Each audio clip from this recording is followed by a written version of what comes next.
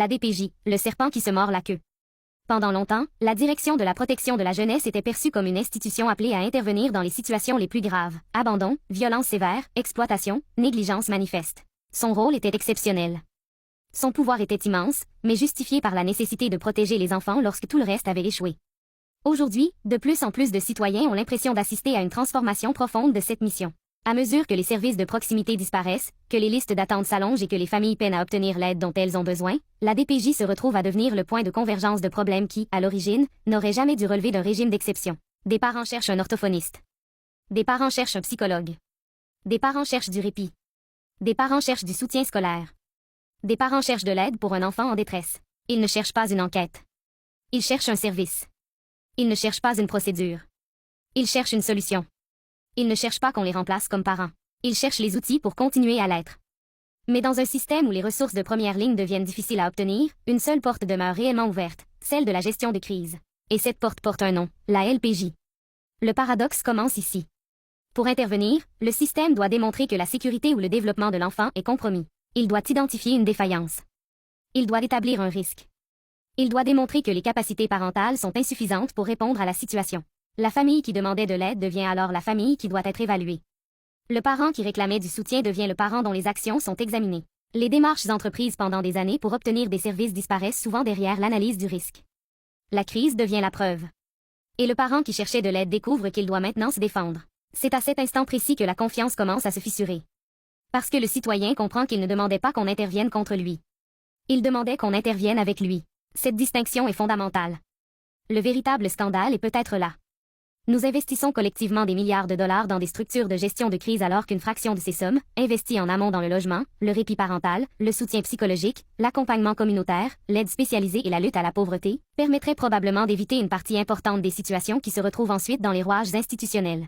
Plus les ressources préventives s'affaiblissent, plus les familles se fragilisent. Plus les familles se fragilisent, plus les signalements augmentent. Plus les signalements augmentent, plus la machine institutionnelle grossit. Plus elle grossit, plus elle réclame de ressources. Et plus elle réclame de ressources, moins il en reste pour prévenir les crises qui justifient son existence. Voilà le serpent qui se mord la queue. Mais une autre question commence à émerger. Une question que de plus en plus de citoyens osent formuler tout haut. Et si le problème était plus profond encore?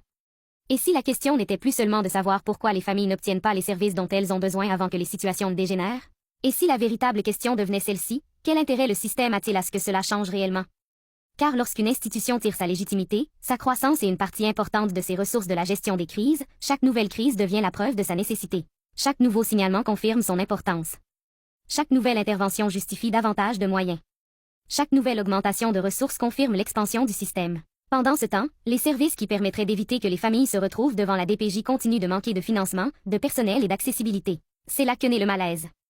Des citoyens commencent à se demander pourquoi il est parfois plus facile d'obtenir une intervention coercitive qu'un service spécialisé. Pourquoi il faut parfois attendre des mois pour voir un professionnel, mais seulement quelques jours pour être évalué sous l'angle de la compromission. Pourquoi une famille qui réclame de l'aide finit souvent par devoir démontrer qu'elle est un problème. Et surtout, pourquoi tant d'efforts semblent consacrés à gérer les conséquences plutôt qu'à empêcher qu'elles surviennent. À tort ou à raison, plusieurs en viennent à une réflexion troublante. Ils ont l'impression que leur enfant avait besoin d'aide, mais qu'il est devenu un dossier. Qu'il avait besoin de services, mais qu'il est devenu une procédure.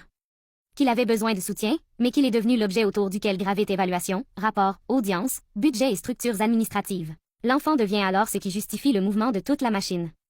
Le cœur du système. La raison de son financement. La justification de sa croissance. Non pas parce que les intervenants souhaitent cette réalité. La plupart d'entre eux sont sincèrement animés par le désir d'aider. Les situations où certains intervenants abusent de leur pouvoir ou où des enfants peuvent être lésés par des décisions inappropriées constituent un débat légitime et préoccupant. Ce n'est toutefois pas celui que je souhaite mener ici. Même si chaque intervenant était irréprochable, la question demeurerait entière.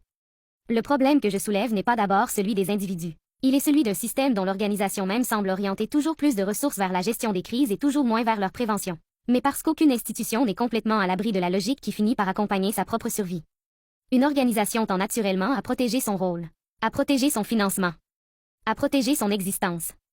Et lorsqu'une institution concentre progressivement les fonctions que d'autres services ne parviennent plus à assumer, elle finit inévitablement par devenir un univers à part entière. C'est ainsi que plusieurs citoyens en viennent à parler de la DPJ comme d'un État dans l'État. Une institution dotée de pouvoirs extraordinaires. Une institution qui peut pénétrer dans l'intimité des familles. Une institution qui produit ses évaluations. Qui documente ses interventions. Qui participe à l'interprétation de ses propres décisions. et dont les conclusions entraînent parfois des conséquences majeures sur la vie des parents et des enfants. Lorsque cette perception s'installe, le problème n'est plus simplement administratif. Il devient social. Car la colère qui monte aujourd'hui ne provient plus uniquement des familles les plus vulnérables. Elle gagne des enseignants, des infirmières, des professionnels, des entrepreneurs, des travailleurs, des grands-parents, des citoyens qui regardaient autrefois ces dossiers de loin et qui découvrent maintenant que les difficultés familiales, les troubles de santé mentale, les retards de développement, les difficultés scolaires, les conflits de séparation ou l'épuisement parental peuvent toucher n'importe qui. Ils réalisent que les familles visées leur ressemblent. Elles vivent dans leur quartier. Elles travaillent avec eux. Elles siègent sur les mêmes bancs d'école. Elles paient les mêmes impôts. Elles traversent les mêmes difficultés. Et elles se heurtent aux mêmes portes fermées lorsqu'elles cherchent de l'aide. La population commence alors à faire ses propres calculs. Elle observe les budgets. Elle observe les résultats. Elle observe les délais. Elle observe les drames. Et elle se demande si nous n'avons pas construit, au fil des décennies, un système extraordinairement efficace pour gérer les conséquences de nos échecs collectifs, mais de moins en moins capable de les prévenir. Car une société en santé ne devrait jamais avoir pour principal point d'accès à l'aide une institution de dernier recours. Une société en santé soutient les familles avant qu'elles ne sombrent. Elle accompagne avant de contrôler. Elle aide avant d'accuser. Elle prévient avant d'intervenir. La question qui ont aujourd'hui un nombre grandissant de citoyens est peut-être la plus inconfortable de toutes. Et si ceux qui ont le pouvoir de transformer le système ne voyaient tout simplement aucun intérêt à ce qu'il cesse de se nourrir de ses propres crises? Parce qu'au fond, c'est peut-être cela, le véritable serpent qui se mord la queue. Une société qui investit toujours davantage pour réparer les conséquences de problèmes qu'elle refuse collectivement de prévenir.